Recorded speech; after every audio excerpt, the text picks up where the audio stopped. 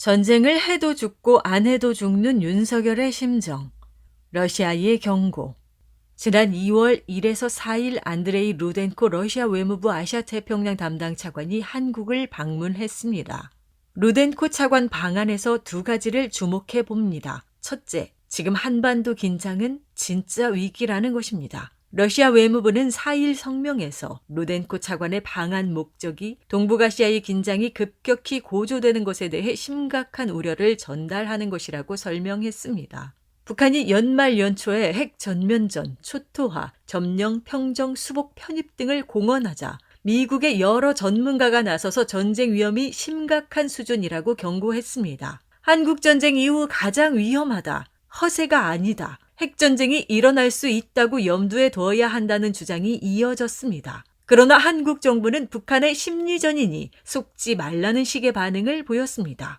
지금 한미 당국뿐 아니라 세계 각국이 국내 각계각층에서 정말 한반도에 핵전쟁이 일어날지 관심이 초집중되고 있습니다. 이때 루덴코 차관이 전쟁 위기는 진짜라고 한 것입니다. 지난해부터 북러 관계가 매우 밀접하다는 점을 고려하면 러시아는 북한의 의도나 구상을 누구보다 정확히 알고 있을 것입니다. 북한의 공언 말고 우리가 무게를 둘 수 있는 정보 중에서 이번 루덴코 차관의 발언이 가장 무겁다고 할 수 있습니다. 반면 신원식 국방부 장관은 KBS 라디오에 출연해 북한의 위협 공갈에 휘둘리지 말라라고 주장했습니다. 하지만 지지율 20%대인 정권의 주장을 신뢰하는 국민은 많아 보이지 않습니다. 만약 루덴코 차관이나 러시아 외무부도 북한의 발언은 협상 전술이나 심리전이라고 했다면 설사 미국 전문가들이 아무리 진짜 전쟁 위기라고 주장해도 아닐 가능성에 무게가 실렸을 것입니다. 하지만 현실은 북한발 핵 전면전 공언이 진짜라고 보는 게 합당합니다.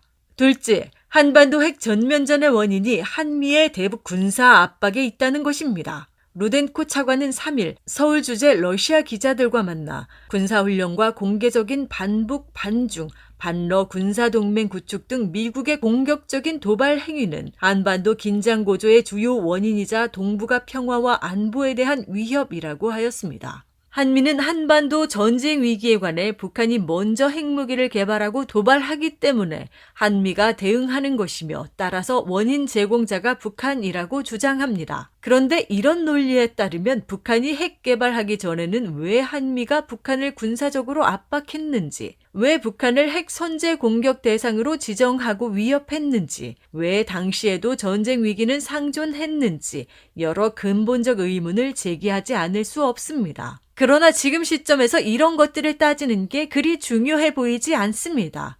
지금 중요한 건 북한과 러시아가 한미 때문에 엄청난 군사적 압박을 받는다는 것이고 그 때문에 핵전쟁으로 대응하지 않을 수 없다는 점입니다. 루덴코 차관의 방안으로 이런 사실을 확인할 수 있습니다.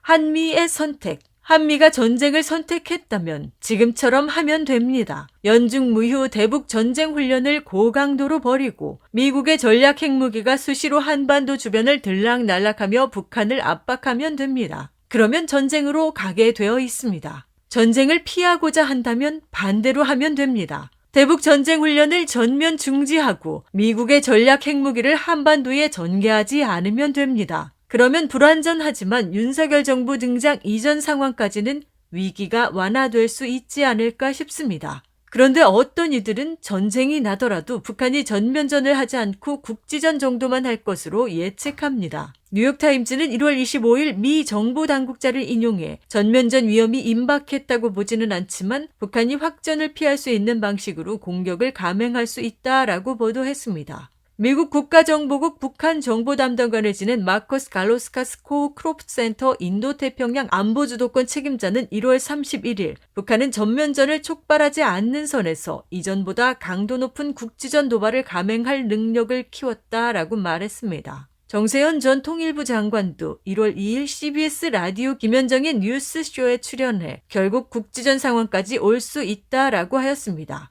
글쎄요. 아마 이것은 한미 당국자의 주관적 바람이나 작전 구상이 담긴 분석 아닐까 싶습니다. 한국이 9.19 남북 군사합의 1개 조항의 효력을 정지하자 북한이 전면 패기로 답한 것을 보면 한미의 작은 공격도 핵 전면전으로 답할 것이라는 북한의 공언은 사실일 가능성이 큽니다. 객관적으로 보면 그렇습니다. 그런데도 전면전이 나지는 않는다. 국지전에 그칠 것이라고 하는 것은 한미가 지금처럼 대북 군사 압박을 계속하고 싶다. 계속하겠다는 의지의 표현이라고 봐야 할 것입니다. 그렇게 된다면 결국 한반도에서는 곧 핵 전면전이 일어날 것입니다. 이런 상황에서 윤석열 대통령의 심정은 어떨까요?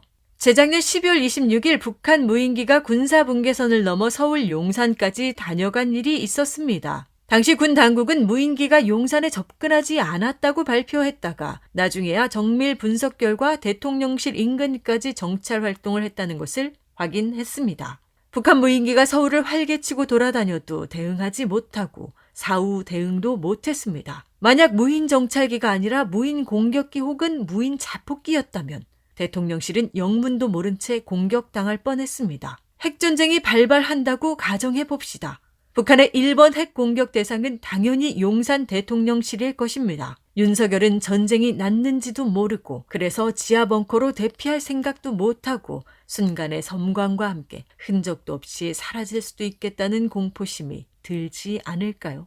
그런데 미국은 전면전은 없고 국지전으로 끝나니 괜찮아. 계속 밀고 나가라고 요구합니다. 내가 무섭다고 미국의 요구를 거부하면 어떻게 될지도 머릿속에 그려질 것입니다. 지난 1월 17일 온라인 매체인 서울의 소리와 언론소비자 주권행동이 한국프레스센터에서 외신 기자회견을 열고 김건희 명품 가방 수수 사건을 공개했습니다. 이후 1월 23일 미국 월스트리트 저널이 2200달러 디올 핸드백이 한국 여당을 뒤흔들다라는 제목으로 이 문제를 보도했고 그 뒤로 외신들이 너도 나도 이 사건을 대서특필했습니다. 지금 윤석열은 집에 가면 김건희 앞에서 숨도 제대로 못 쉴 것 같습니다. 물론 윤석열은 외신 보도를 막으려고 시도했을 것입니다. 미국에도 간청했을 것입니다. 미국이 손을 쓰면 이 정도 보도 통제는 아무것도 아닐 건데 미국은 방치했습니다. 조중동도 무슨 믿는 구석이 있는지 윤석열의 눈치를 보지 않고 김건희를 버리라고 연일 사설을 써댑니다. 윤석열 처지에서는 미국이 자기를 압박하는 것으로 느끼기에 충분합니다. 윤석열은 총선 공천에 용액관, 검액관을 밀어넣고자 합니다. 자기 수족을 최대한 국회에 집어넣어야 임기를 무사히 마칠 수 있을 것 같습니다. 그런데 이렇게 되면 국힘당은 총선을 필패합니다. 이런 때 미국의 요구를 거부하면 미국은 언론과 정치인을 총동원해 윤석열을 너덜너덜한 걸레짝으로 만들 것입니다. 심지어 어디서 갑자기 제2의 김재규가 나타나 무너지는 나라를 바로 잡는다는 명분으로 총을 쏠지도 모릅니다. 지금 윤석열은 머릿속이 복잡하고 매우 불안할 것입니다. 전쟁이 터져서 핵미사일에 맞아 죽나 아니면 제2의 김재규에게 총 맞아 죽나 윤석열에게는 매 한 가지입니다. 그래도 당장 미국에 버림받아 죽는 것보다는 전쟁이 더 멀게 느껴지니 미국 요구에 충실히 따르자고 방향을 잡을 가능성이 높아 보입니다. 이래저래 윤석열을 대통령으로 만든 우리 국민이 전쟁 참화로 그 책임을 지게 될 수도 있는 가능성을 무시할 수만은 없는 형국입니다.